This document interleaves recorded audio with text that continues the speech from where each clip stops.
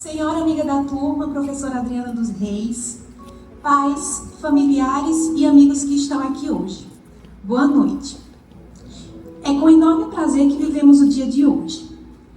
Antes de mais nada, em todo o curso de oratória, a regra número 1 é: nunca, jamais, em hipótese alguma, diga que está nervoso. Então, senhoras e senhores, eu não estou nervosa, tá bom? De antemão, eu gostaria de expressar nossa gratidão a Deus. Há 6 anos, nenhum de nós imaginaria a magnitude da bênção que estaremos vivendo no dia de hoje. Deus é quem dá capacidade, intelecto e inteligência ao homem. E esta noite é mais uma prova da bondade de Deus em nossas vidas. Para que todos vejam e saibam e considerem e juntamente entendam que a mão do Senhor fez isso. Espero que esta semana de celebração seja mais uma prova de como Deus é bom e se importa conosco. Eu gostaria de fazer uma pergunta a todos os presentes nesse auditório. O que cabe em 6 anos?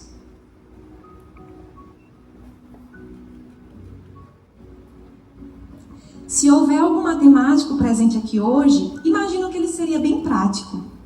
Em 6 anos cabe 2.190 dias, 52.560 horas e aproximadamente 190 milhões de segundos. Se perguntasse a um engenheiro civil, ele diria: se não houver limitação de recursos, em 6 anos cabe muita coisa grandiosa.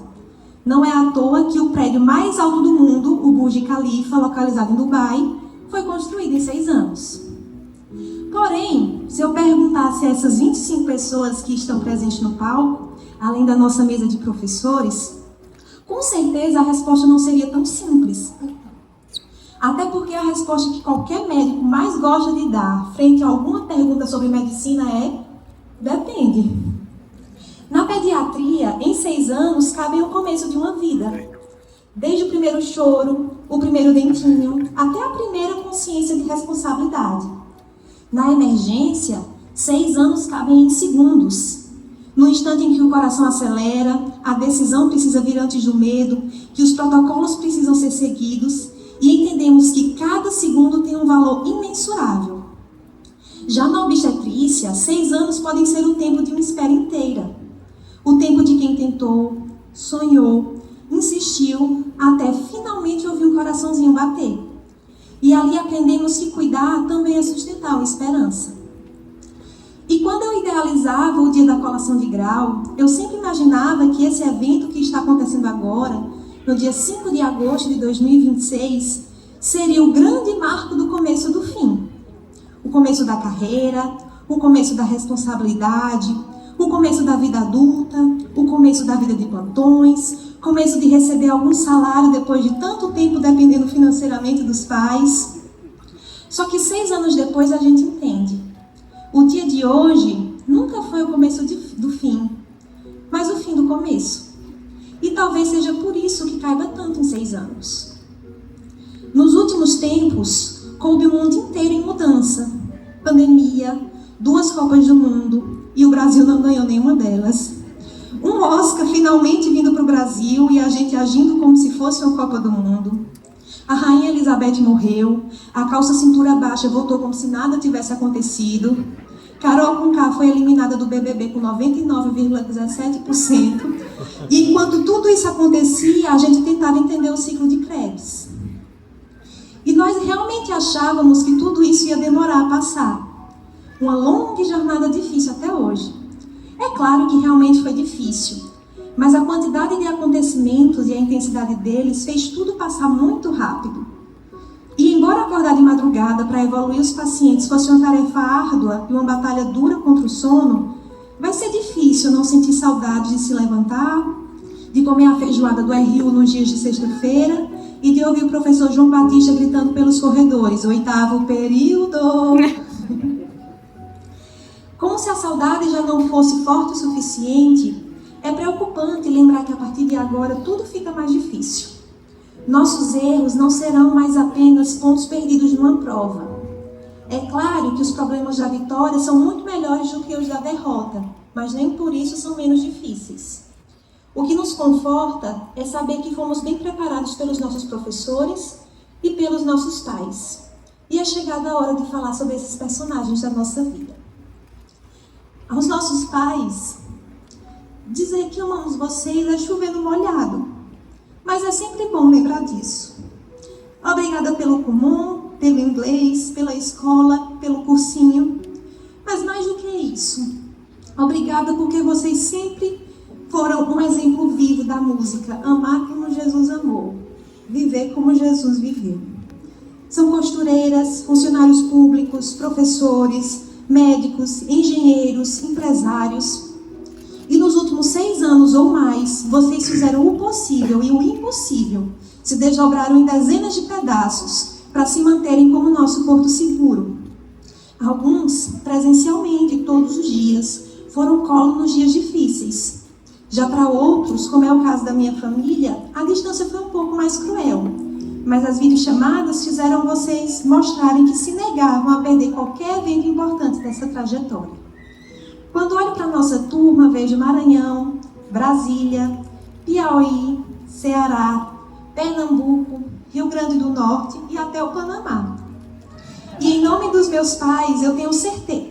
E em nome dos meus pais, e eu também tenho certeza que em nome de todos os colegas de outros estados, obrigada, amigos maranhenses, por terem nos recebido também nessa terra.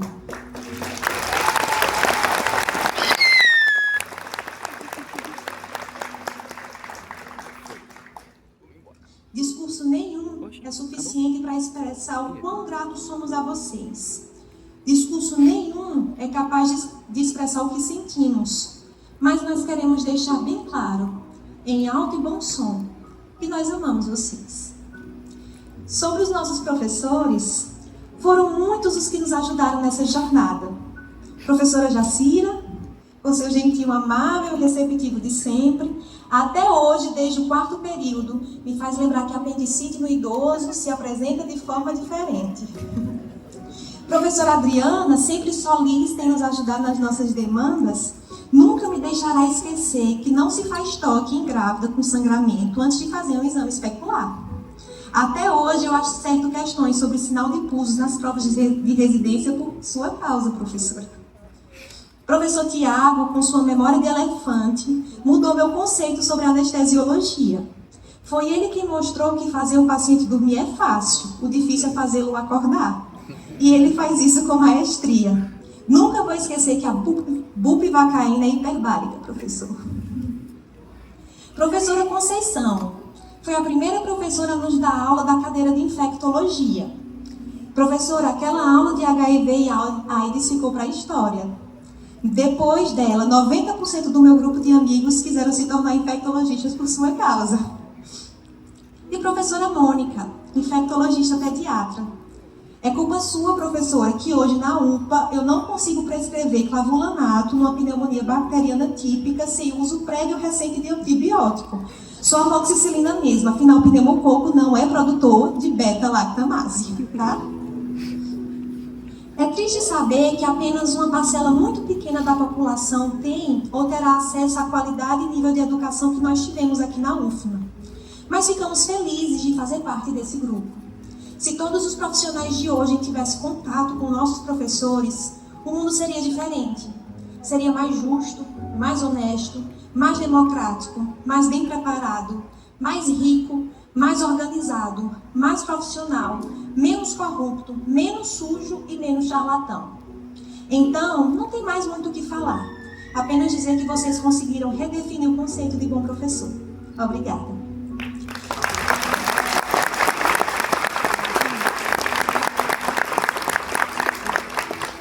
Mas agora, voltando à nossa turma, durante todo o curso a gente precisou aprender a reconhecer o corpo humano em detalhes. Nome, detalhe, função, patologia. Mas existe uma coisa que nenhum atlas ensina, que ao longo da medicina nós também vamos nos tornando um corpo.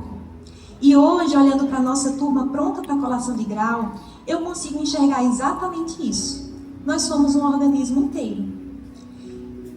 Se nós fôssemos fazer uma analogia, Bruna, Gabi, Fernanda e Tiago, que são os componentes da nossa comissão de formatura, seriam os ossos.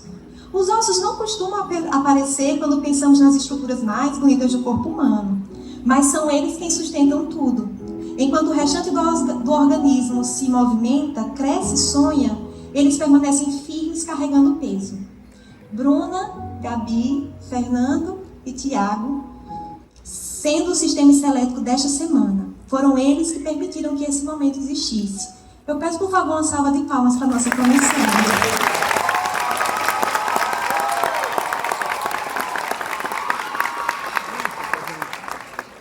Existe um tecido no corpo que possui uma característica única.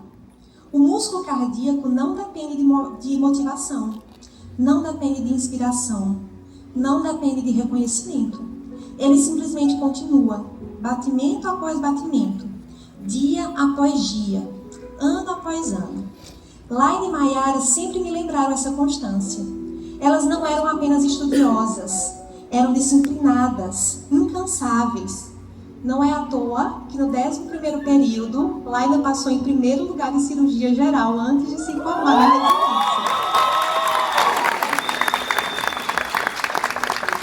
Elas aprenderam desde cedo que a medicina não é uma corrida de 100 metros, mas uma maratona. O coração é um dos órgãos mais importantes do corpo humano, mas existe uma estrutura que o envolve e o protege, o pericárdio.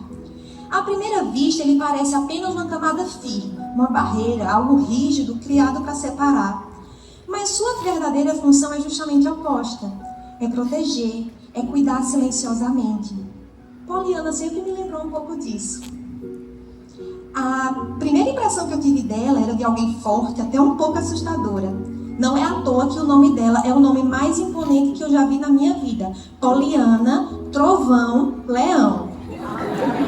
Mas bastou conhecê-la melhor para descobrir alguém extremamente amável, daquelas pessoas que sabem ouvir, que acolhem, que fazem a gente se sentir confortável para ser quem é.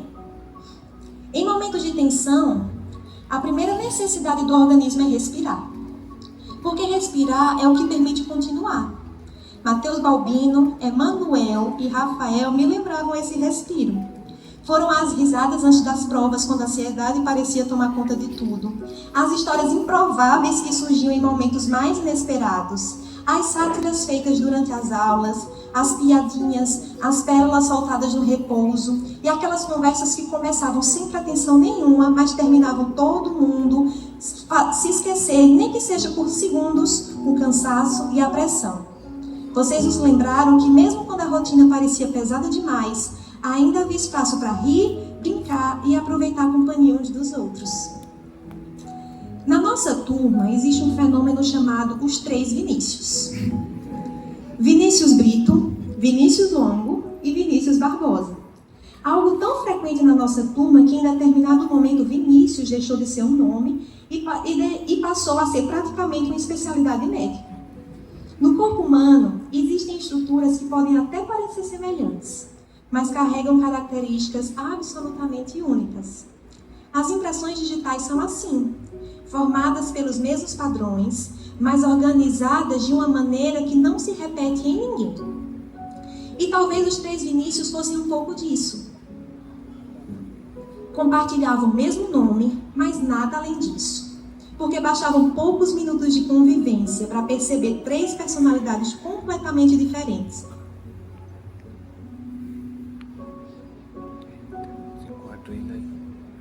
Três histórias, 3 trajetórias, 3 formas únicas de ocupar espaço dentro da nossa turma. E cada um deles deixou uma marca que ninguém mais seria capaz de deixar.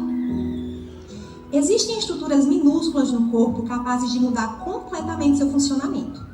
São glândulas endócrinas. Não são grandes em tamanho, mas são gigantes no impacto. O grupinho de Carol Leal, Mari Bisinotto, Pedro, Dominice e Rayane tinham exatamente esse efeito para mim. Bastava chegarem e a energia do ambiente mudava. Surgiam histórias, confraternizações no repouso do Dutra, histórias na conta do chapeleiro maluco a cada festa da turma, muitas medalhas de esportes a cada intermédio que participavam, alguns PTs dados no batizado da turma, fantasias icônicas como Mari Bisinotto de As Branquelas na festa de meio médico. Esse grupo vai ser responsável por memórias que certamente estarão presentes nos encontros da turma por muitos anos. O O estômago é um órgão que nos lembra de uma verdade simples. Ninguém funciona de barriga vazia. E Carol Celidoni e Micaele entenderam isso melhor do que ninguém. Elas eram quem sempre encontravam uma desculpa para uma boca livre. Um ovo cozido todos os dias de manhã que incensava o repouso do Dutra, um cookie que era vendido pelos corredores do ILA, um pedido de cookie do Lamia nas tardes puxadas do internato, um happy hour depois de formados, ou qualquer outro convite que começasse com o que é que a gente vai comer? E terminasse com todo mundo junto. Porque no fim nunca era só sobre comida, né? Existe uma substância no organismo chamada serotonina. Ela não faz barulho, não aparece nos holofotes, não chama atenção para si, mas sua presença muda completamente a forma como experimentamos o mundo. Ela participa do bem-estar, do humor e da sensação de equilíbrio. E quando está presente, tudo parece funcionar um pouco melhor. Arthur e Ana Larissa sempre me lembraram disso. Porque existem pessoas cuja maior qualidade não está em ocupar o centro da cena, está na forma de como fazem os outros se sentir. Gentis, bem-educados, bem-humorados, daqueles que conseguem conversar com qualquer pessoa e fazer qualquer ambiente parecer mais leve. Ao longo desses 6 anos, Arthur e Ana foram um pouco disso para todos nós. Uma presença que tornava os dias melhores simplesmente por estarem ali. E por fim, o sistema imunológico. O sistema imunológico ele não existe para evitar todas as dificuldades. Ele existe para impedir que elas nos destruam. Quando o organismo está vulnerável, é ele quem aparece. Quando estamos enfraquecidos, é ele que nos protege. Isabela, João Eudes, Mariana, Claudino e Maiara foram isso para mim. Presença, apoio, segurança, pessoas que apareceram nos momentos em que eu mais precisei e me lembraram que ninguém precisa enfrentar tudo sozinho, porque é isso que o sistema imunológico faz. Apesar de que algumas vezes ele nos ataca mais do que qualquer outro sistema, tá bom? Então, voltando à pergunta inicial, o que cabe em 6 anos? Bem, a resposta continua sendo depende. Mas entre pandemias, greves, copas, Óscaras e mais uma série de coisas, sem dúvidas, a minha parte preferida é que nos últimos 6 anos coube a 112. Obrigada a todos.